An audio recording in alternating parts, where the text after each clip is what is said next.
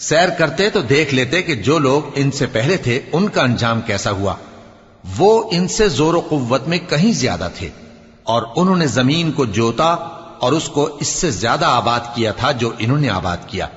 اور ان کے پاس ان کے پیغمبر نشانیاں لے کر آتے رہے، تو اللہ ایسا نہ تھا کہ ان پر ظلم کرتا، بلکہ وہی اپنے آپ پر ظلم کرتے تھے۔ پھر جن لوگوں نے برائی کی ان کا انجام بھی برا ہوا، اس لیے کہ وہ اللہ کی آیتوں کو جھٹلاتے اور ان کی ہنسی اڑاتے رہے تھے۔ اللہ ہی خلقت کو پہلی بار پیدا کرتا ہے، پھر وہی اس کو دوبارہ پیدا کرے گا، پھر تم اسی کی طرف لوٹ کر جاؤ گے۔